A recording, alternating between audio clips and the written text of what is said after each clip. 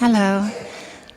I would like to know if the Eightfold Path or the Lamrim or meditation, do you need all of those three for enlightenment, or are they each in their own element? 부처님이 깨닫기 위해서 많은 노력을 했는데 깨닫지를 못했습니다. So Buddha actually tried many different things, many different methods, but he wasn't able to achieve enlightenment. 음식을 굶어서 이 갈비뼈가 나올 정도로 이렇게 단식을 해보기도 하고요. He fasted close to death. 또 추위를 피하지 않기도 하고 He exposed himself to cold and other elements. 더워도 더위를 피하지 않기도 해보고 He allowed himself to be baked in intense heat. 모기나 벌레가 이렇게 피부를 쪼아 먹어도 거기도 구애받지 않고 He allowed bugs and others, things to bother him. 보통 사람들이 하기 어려운 그런 고행을 했습니다. So he engaged in ascetic practice that was very difficult for any ordinary human beings to engage in. 그런데도 그는 깨닫지를 못했습니다. But despite all this, he wasn't able to reach enlightenment. 그는 그래서 자기의 지나간 수행 생활을 굉장히 다시 한번 돌이켜봤습니다. That's why he was forced to review the path he has taken. 뭐가 잘못됐어 이게 지금 이 깨달음이 이루지 못하느냐? So what is it that I'm doing wrong that's not allowing me to reach enlightenment? 그럴 때 자기가 출가하기 전에 세속에 있을 때는 이 욕구를 따라갔습니다. So before he became embarked on his ascetic practice, as a prince, he followed his desires. 욕망을 충족시키면 기쁨이 얻는데 그 기쁨을 추구했습니다. So he followed his desires to pleasure his desires.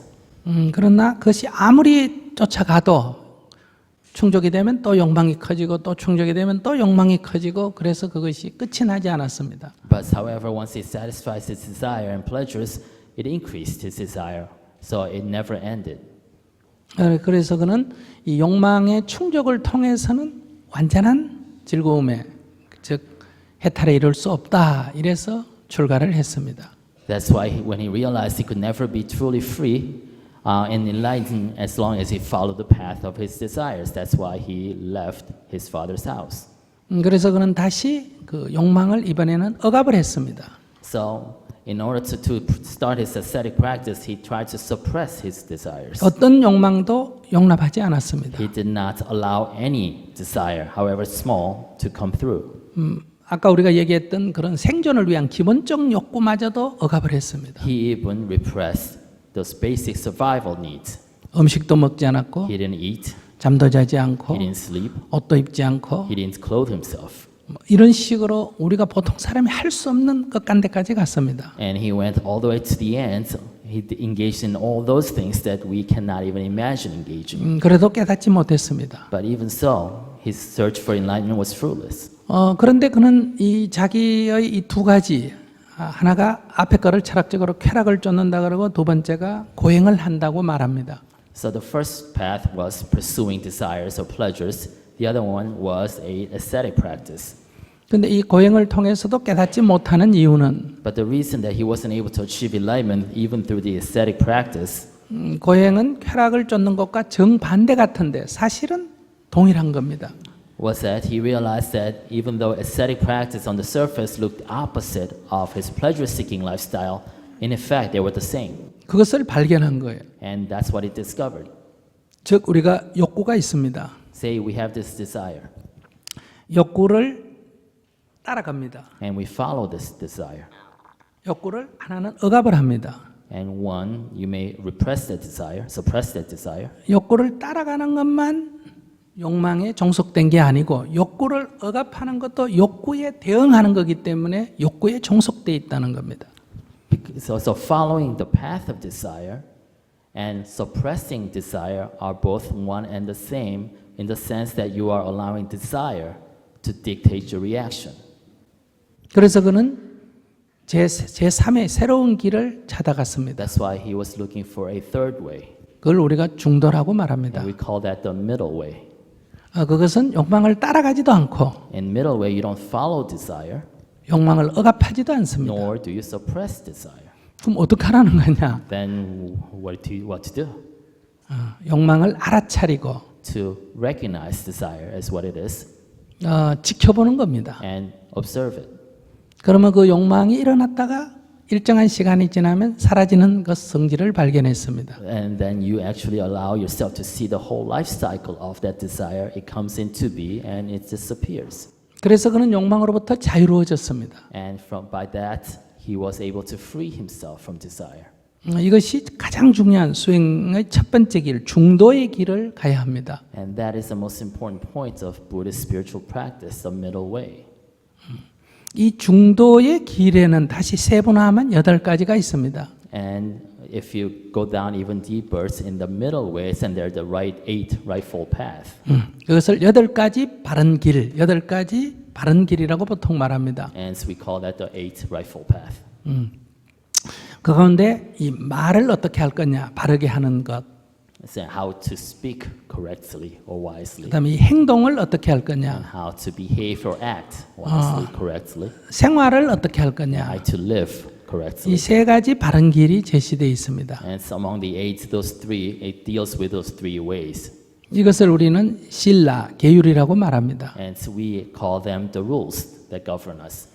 두 번째는 이 마음을 어떻게 편안하게 가지면서도 이렇게 깨어 있을 것이냐, 알아차림을 유지할 것이냐 하는 겁니다. And the second that the Eightfold Path speaks to is how you can develop the insight to recognize the movements of your own mind. 왜냐하면 우리가 어떤 행위를 할 때는 반드시 이 마음이 흥분이 되면서 나쁜 행위를 하기 때문에 이 마음이 고요하게 안정이 돼 있고 깨어 있으면 이런 잘못된 행위가 나오지 않습니다. Because when we engage in a unwise action or bad action, that is a result of a excited or blinded mind. So if our mind is always awake and aware, it prevents such actions from taking place. 첫째는 마음을 편안하게 가지는 것. So first you need to have a calm, peaceful mind 그리고 어떤 한 곳에 집중하는 것. and be able to focus on one singular thing. 그리고 거기에 분명히 알아차림, 깨어 있음을 유지하는 것. And to maintain your awakefulness in that singular point. 만약에 놓치게 되면 다시 하고 놓치게 되면 다시 하는, 꾸준히 하는 것. And if you lose that focus, then re-engage. If you lose it again, then re-engage again. 이것을 우리가 메디테이션이라고 합니다. And this we call meditation. 그다음에 세 번, 이것을 우리는 선정이라고 말합니다. So I don't know what it's called in English, but it's a second stage of I think the three stages leading to enlightenment. 세 번째가 이제 이 지혜라고 말합니다. The third is it speaks to wisdom. 사물을 있는 그대로 알아차리는 겁니다. And wisdom is defined by you being able to see the world exactly as they are. 그것에 대한 판단을 아주 바르게 하는 겁니다. And to have the right judgment over it. 이것을 우리는 통찰력 또는 지혜라고 말합니다. And we define that as insight or wisdom. 이 세 가지의 수행을 통해서 깨달음에 이를 수가 있습니다. And you can arrive at enlightenment through these three practices. 먼저 계율을 지키고 First, keep the rules, 선정을 닦고 and then arrive at the level of the Zen, 그 다음에 지혜를 증득한다. and then achieve ultimate wisdom. 이게 이렇게 뭐랄까 교리 시스템이 그렇게 이루어져 있습니다. That's how the overall kind of enlightenment education, quote unquote, system of Buddhism is laid out. 그럼 이렇게 수행하기 위해서는 어떤 우리의 심리가 어떻게 작용하는지, 행위가 어떻게 작용하는지에 대한 분석이 있습니다. To engage in this, to help us, aid us in this kind of spiritual practice, there is a detailed analysis of how our mind works. 그 연관고리를 12가지를 분류하기 때문에 이걸 12연기라고 말합니다. And because it's divided in detail into 12 separate steps, that is called the 12 steps to dependent origination. 현재에 일어나는 상황을 8가지로 분류를 하고요. So the current status quo, the current phenomenon is divided into 8 different aspects. 현재의 원인이 되는 과거를 2개로 분류하고요. And the causes of the current phenomenon is divided into 2. 현재의 결과가 되는 미래를 2가지로 분류하고요. And how that current status actually leads to a future result is divided into another 2 steps. 그래서 12연기라고 말합니다. And combined, they become the 12 steps of 이것이 dependent 연결이 돼서 origination. 우리의 삶이 지속적으로 지속적으로 유지되고 있습니다. And our lives are sustained by this continual wheel of these 12 steps. 그러면 현재의 이 8가지를 다시 자세히 들여다보면 And if you take the 8 steps that comprise of the current status quo, current phenomena, if you look at it deeper, 예를 들어서 담배를 피운다고 생각해 for 봅시다. example, let's say you smoke. 우선 담배가 피우고 싶지 않습니까? First, you have this desire to smoke, 이것이 욕구입니다. and that is desire. 그러면 우리는 담배를 피우게 됩니다. Then that leads to action of actually smoking, 거기서 행위가 일어납니다. and that is called the action. 만약에 담배를 피우게 되면 우리 몸에는 담배를 피운 습관이 물질적으로 정신적으로 남게 됩니다. So once you engage in an action, then you leave behind a trace of a habit that has resulted from that action. 그것이 다음에 또 그런 욕구를 불러일으키는 원인이 됩니다. And that actually provides the cause for bringing about more desire for that same action to take place. 그래서 먼저 담배를 피우고 싶은 욕구가 있더라도 이것이 결과가 나쁘다면 일단은 행위를 하지 말아야 된다, 멈춰야 합니다. So if you want to stop, if you don't like the results of that action, then you have to stop, even though you experience this desire. That's the first step. 이것이 신라 계율입니다. And that is keeping the rules. 그러나 이런 욕구를 이렇게 스탑하는 것은 사실은 우리에게는 스트레스로 작용합니다. But stopping something that you desire to do is very stressful to us. 네, 그렇기 때문에 이 계율은 때로는 무너져 버리게 됩니다. That's why we sometimes don't keep to the rules. 그러면 왜 이런 욕구가 일어나느냐?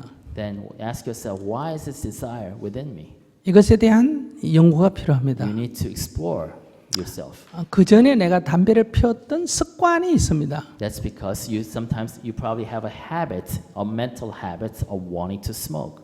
그 몸에도 물질적으로 그 담배 니코틴이 함유돼 있고, For example, you have the physical addiction of nicotine, 담배를 피웠던 이 정신적인 습관도 있고, and there's also the mental, emotional habits of smoking. 이것이 욕망을 불러일으키는 원인이 됩니다. And that becomes a magnet to attract the desire to smoke.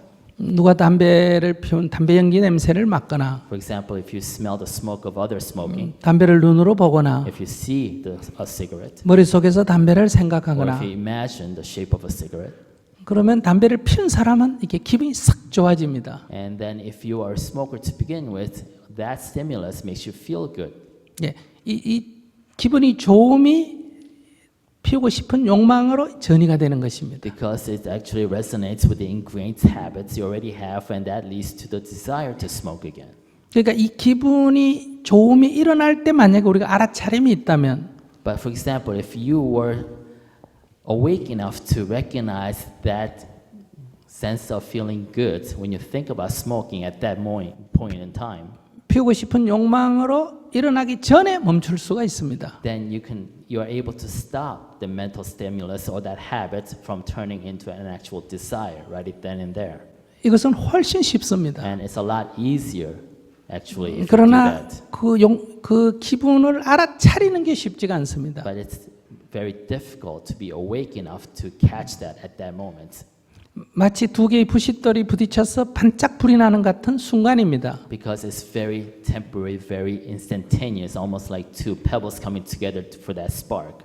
스파크가 탁 일어나면 바로 옆에 있는 솜으로 붙어버리는 게, 그래서 불이 붙는 게 욕망입니다. Because once that spark happens, instantaneously there is a fertile cotton ball next to it, and it ignites the cotton ball. 그러니까 이 스파크는 일어나지만은 솜에 옮겨 붙지 않도록 거기서 차단하는 겁니다. So basically, what you are trying to do is allow that spark, recognize the spark when it happens, and recognize before it actually ignites the cotton ball next to it. 그게 이제 선정을 닦는다. And that is a practice of Zen. 예. 그래서 거기서 이 까르마에서 이 기분이 일어나는 것을 딱 알아차리고 거기서 스탑시키는 거예요. So that is also called karma, your ingrained habits of choices and decision making, and to recognize that your karmic tendency and recognize and become aware of it and stopping it at that moment, that's important. 그러나 이 까르마가 있는 한은 이건 계속 일어납니다. But as long as you still have that karmic tendency, it'll always happen 그래서 again. 이 까르마를 근원적으로 소멸시키는 것이 이제 지혜를 정득하는 겁니다. So the path to wisdom is for you to eliminate the karmic tendency itself. 그래서 이 앞에서 놓치면 뒤에서 맞고, 거기서 또 놓치면 그 다음에서 맞고, 이렇게 우리가 이 욕망의 노예로부터 자기가 벗어나는 길이 있습니다. So you have several defensive layers. If you let one go, then you try to stop it on the second layer. If you let that go, you have other layers in which you have opportunity to stop. 더 질문하세요. Do you have any other questions? No, thank you so much. 네.